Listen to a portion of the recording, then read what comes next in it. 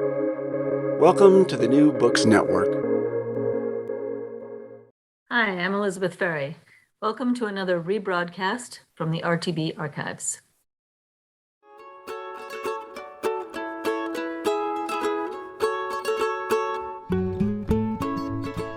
Hello, and welcome to Recall This Book, the Children's Hour edition with world-famous book historian Leah Price. Hello, Leah. I'm one of your hosts, John Plotz, and I am virtually flanked today by the other intrepid anthropologist and children's book writer herself, Elizabeth Ferry. Hey, Elizabeth.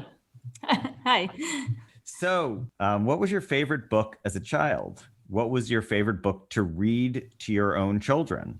And looking back at those books, do you think about the story or the pictures or what?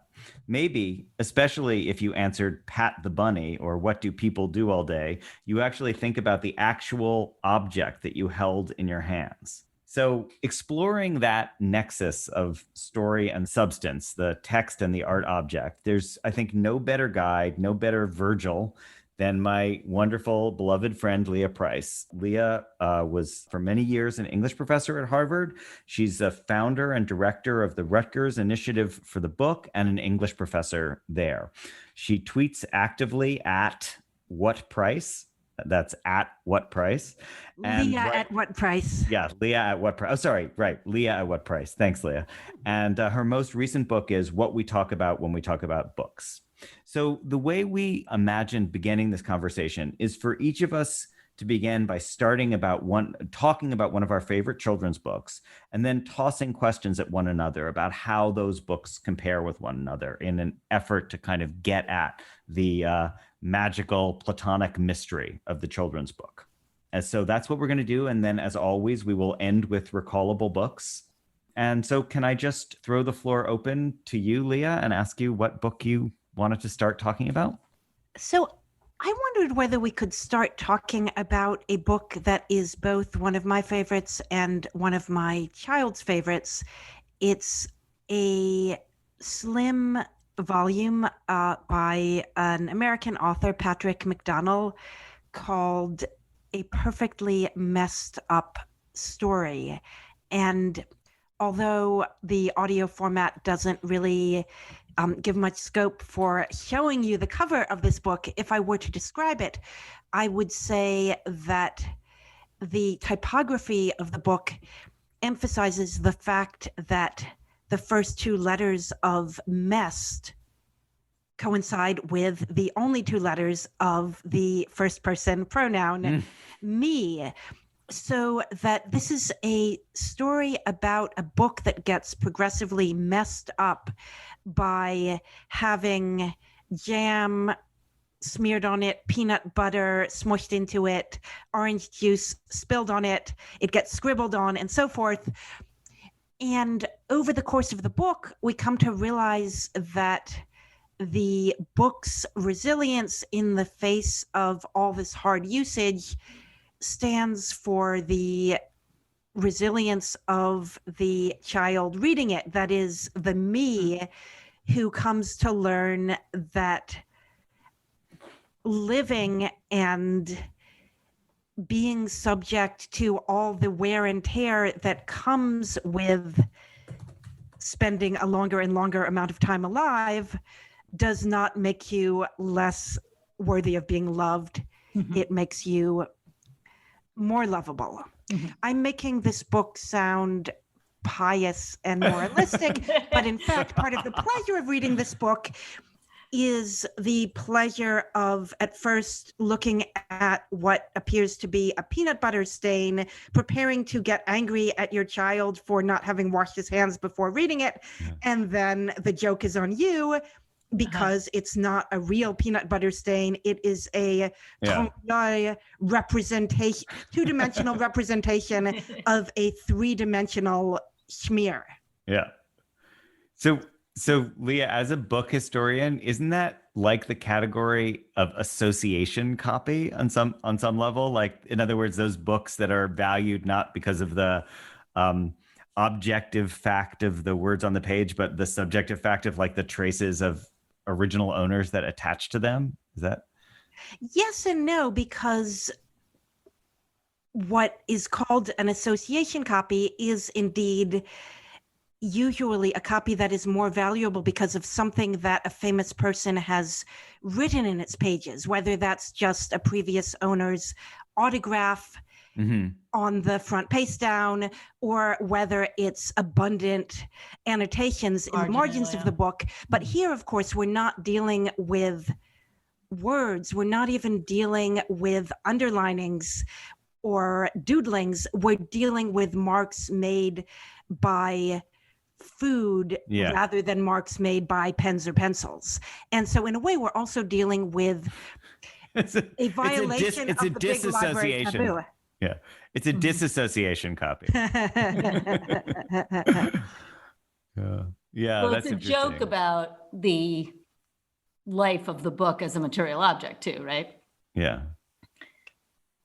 Because it's you believe that it's because of its being bouncing around in the world, but actually those marks are straight from the publisher. Exactly. So in that way, maybe following up on John's point about an association copy, maybe this is a pseudo association copy. It's the equivalent of the book whose spine a student cracks before bringing it to class to make it look as if the book has been read. I've heard, and I also think that there's kind of two ways that people materially interact with books. There's the people who, or two kinds of people maybe. There's the people who insist on the book being well cared for, and that your evidence of loving a book is that it isn't messed up, right? And then there are the people whose evidence of loving a book is that it is messed up. So it's not even. And those people are called children. And those, right, exactly. I got in big trouble once for having a glass of water on a book. Yeah. You know, and told that I was not sufficiently caring about the value, not the monetary value of the book, but the book value of it. I believe the book was How Much Is That in Dollars by Art Bookwald. So if I can steer us to safer, more safely impersonal topics, I'm with John in the sense that jokey, metafictional, self-referential books like A Perfectly Messed Up Story tend to be marketed, as far as I can tell, to an upper middle class readership.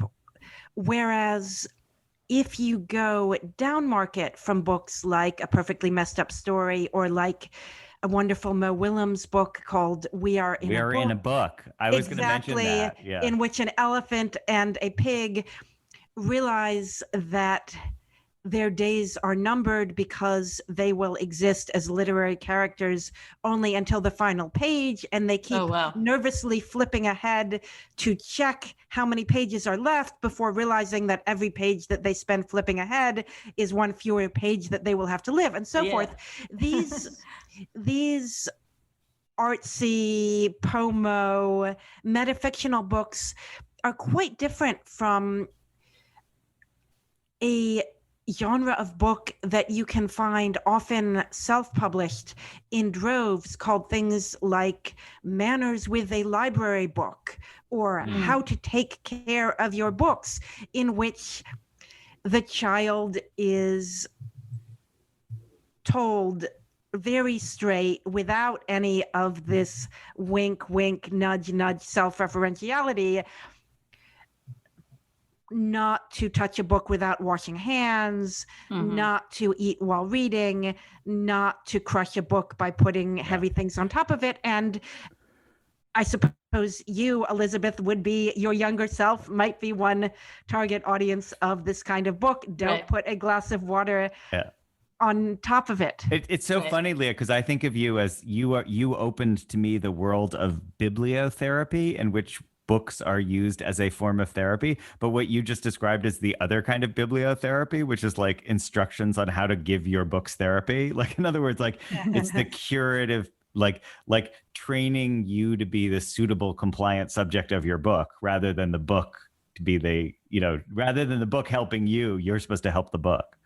Mm-hmm. Yes, you are supposed to take care of the book, but you are not supposed to take care of the book by mending it. These books don't tell you how to repair a rip with Scotch tape. I think they're more about distance, boundaries. Don't get too intimate with your books. Yeah. Don't get too comfortable. Hey, so speaking of which, Leah, before we pivot away from your amazing book, can I ask you what your son's response is to it? Like, does he then add more peanut butter to its peanut butter and more coffee stains to its coffee stains, or? I wish he were that enterprising, but he seems to prefer having his biblioclasm done for him. So what lesson do you draw from that? Maybe that one of the pleasures of reading is passivity. Mm-hmm. Mm-hmm. Yeah. That's interesting, actually, about little kids, too. Like, there's the kind of reading where there's this sort of pleasure of having the parent read the same thing over and over again, and there's a kind of passive dimension to that, right? And then there's also the pleasure of, the sort of material example I'm also thinking of is the Very Hungry Caterpillar, right? There's the pleasure of sticking your finger through the holes and feeling the edges and all of those things. Pat the Bunny also, yeah. Pat the Bunny, yeah. But which does not stand the test of time, I think. But you don't? I don't. No. Well, since the central characters are named after my parents, so I've always found them incredibly endearing. Okay. But I didn't mean anything personal by it. Endearing and creepy at the same time. But but actually, I was thinking about a different kind of book in terms of that, the sanctity of the passivity of reading, which is, do you guys know the book 10 Minutes Till Bedtime? Which is, it's just a slow countdown of all of these little creatures getting ready to go to bed. Elizabeth, it doesn't ring a bell. But no. So when my mother read it to her various grandkids, so my kids and nieces and nephews, we always called it 10 hours till bedtime, because each page, she would launch into a long narrative disquisition about what every character was doing on that page. And so it became, so it was, I don't know if that's passive or active. Like the listening experience for our kids was two different things at once. Like there was the formal ritual of, oh yeah, now they're taking a bath, now they're putting on their PJs. But then there was also the endless variation of like, oh, well, which of those little characters is she going to follow down the bathtub spout tonight? Right. My kids always preferred to be read a book than to be told a story, I think. How about you guys? That's interesting. Maybe that just speaks always. Almost always, yeah. Yeah. Almost always, yeah. Yeah. There were a couple of moments where I got the story right, and the story genre right, and that went well, but yeah, not always. When my child wanted to be told a story, initially he would say, "Read it." Maybe I'll use that as occasion to talk about my book really quick. I went looking for it on the shelves today, and I found Madeline. I found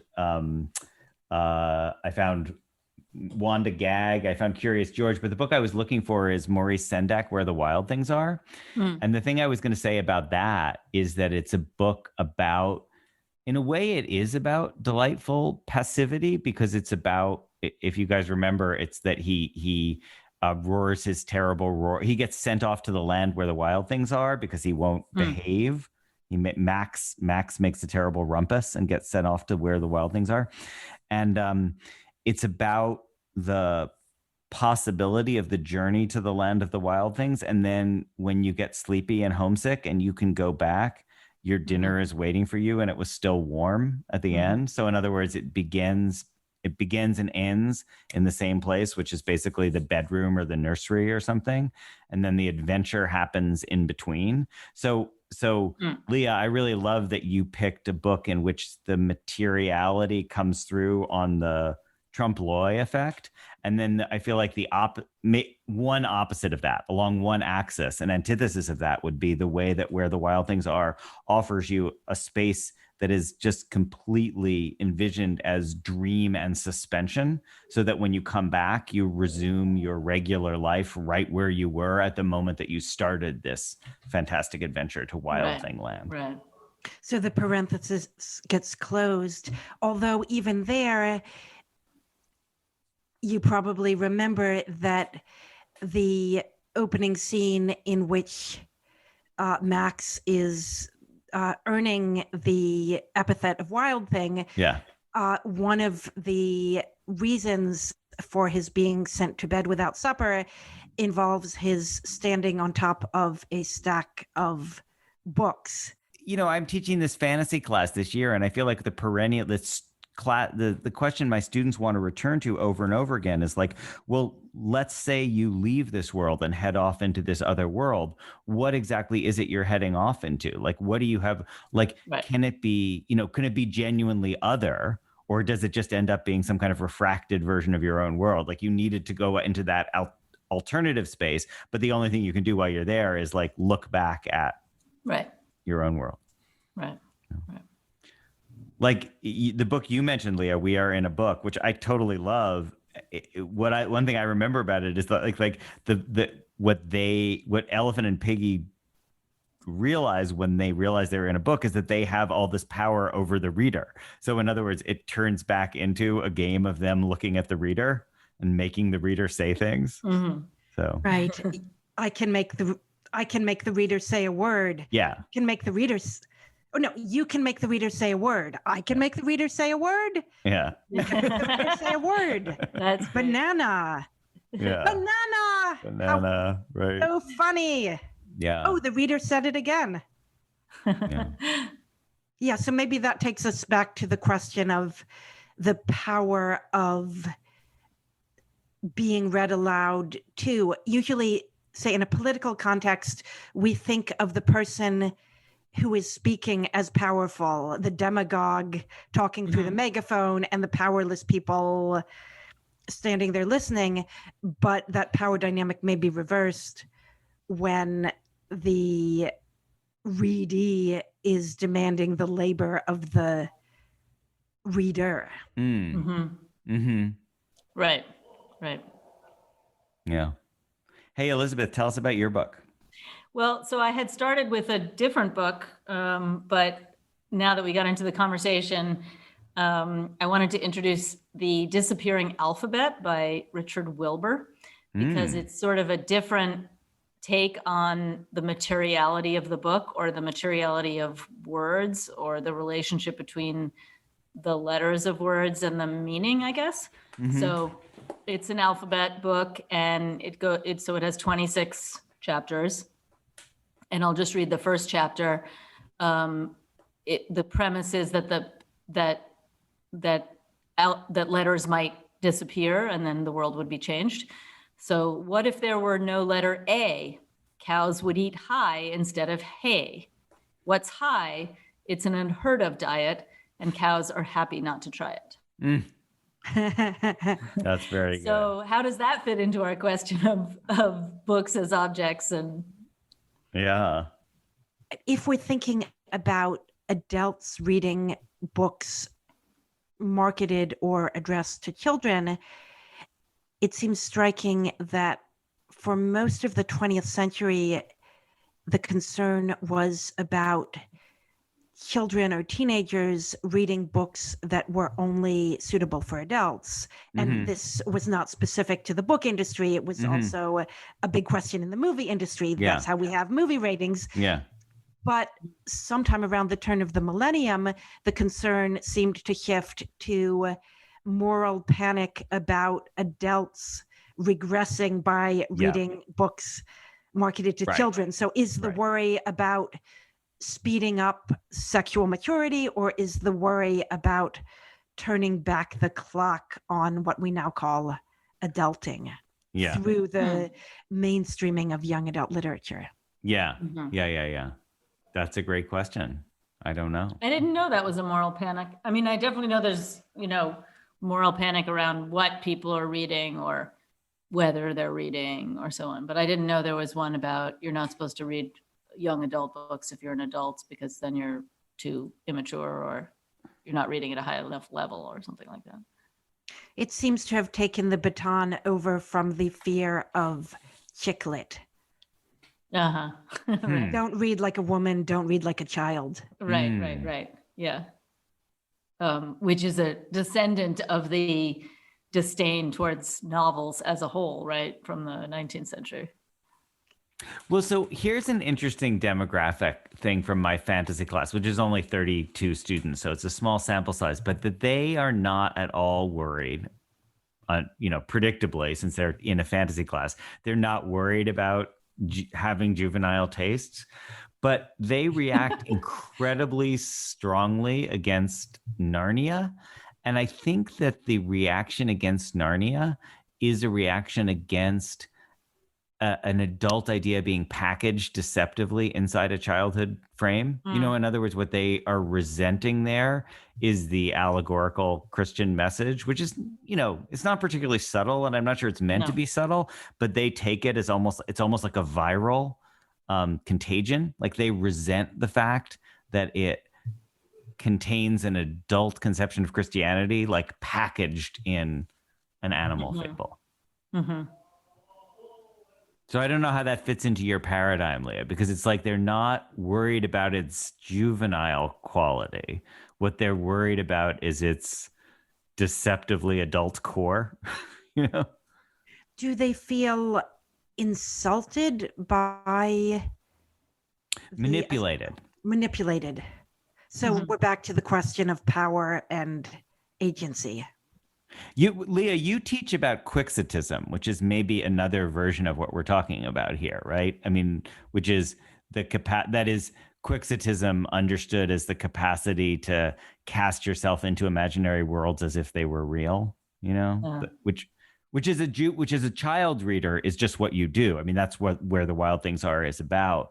But then if you think about Don Quixote, or you think about like the female Quixote, which I think you recommended to me, Leah, it's about being an adult who nonetheless imagines those worlds have reality. Right. Well, that's why Quixote is a ludicrous figure, right?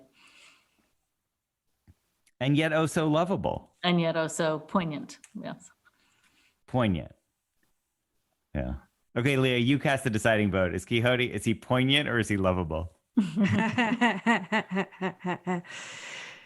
I think that gets back to Elizabeth's point earlier about novel reading having originally been the suspect activity. Is identifying with a literary character a sign of virtuous imagination, or is it a sign of craziness, laziness? Pick your vice. Yeah. Well, I wish we could answer that one. That sounds like a really good time to pivot to Recallable Books. And dear listeners, you'll remember this is the moment where we say to you, if you enjoyed the conversation today and you want, to sort of continue on at the same vector, here are some books you might want to look at. So, Leah, do you want to start us off? An oldie but goodie.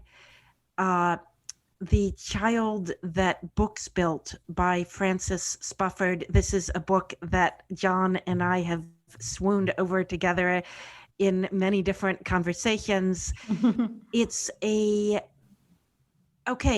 I will say poignant rather than ludicrous account of the author's childhood through an account of his childhood reading, and it's lent added poignancy by the fact that, for me, it's made more poignant by the fact that before I had ever heard of Frances Spufford, I had read and seen in many bibliographies of academic monographs research by a historian named Margaret Spufford, one of the pioneering experts on early modern popular literacy, and only a couple of hundred pages into Spufford's autobiographical essay did the penny drop, and did I realize that the mother who flitted in and out of the pages of his book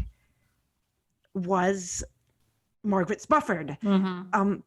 So it's an extraordinarily unsentimental and yet I think deeply touching analysis of a family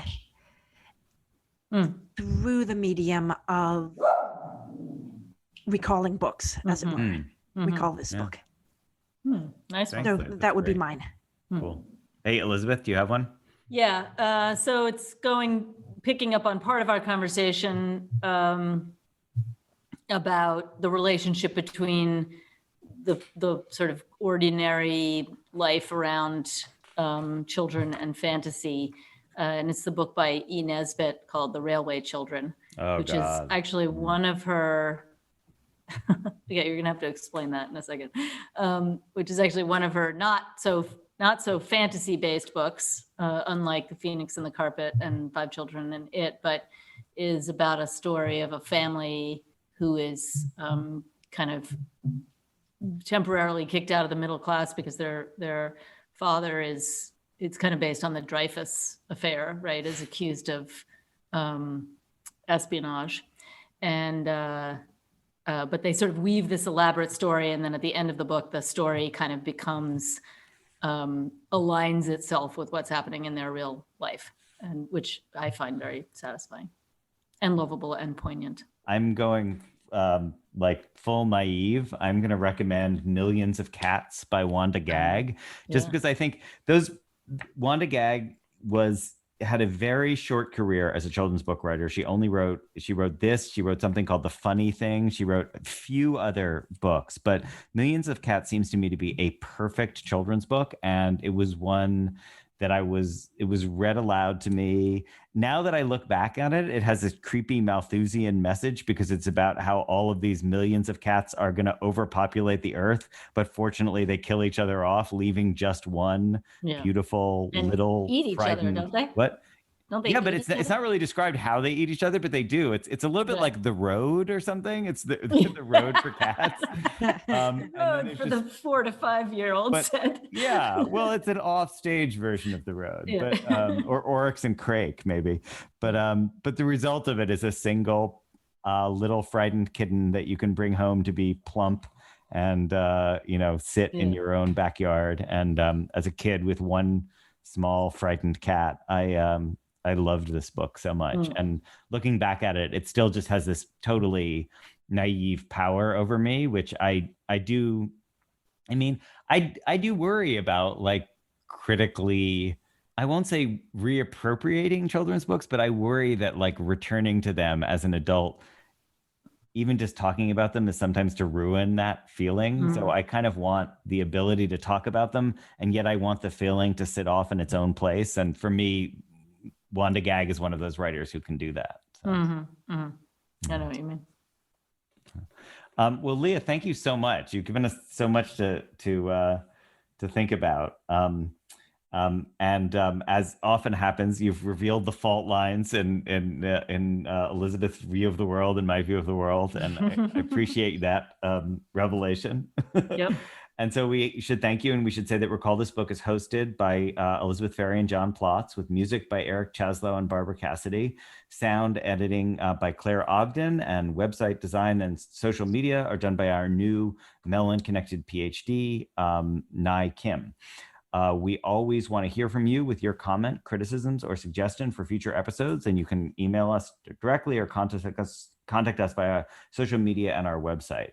And finally, if you enjoyed today's show, I always say it, but I always mean it, please be sure to write a review or rate us on iTunes, Stitcher, or wherever you get your podcast, or just pass the episode on to friends. You may be interested in checking out past episodes, which include recent conversations with Lawrence Ralph and Kim Stanley Robinson, a series of episodes on global policing, and another short series called Recall This Book. So from all of us here at Recall This Book, thanks for listening.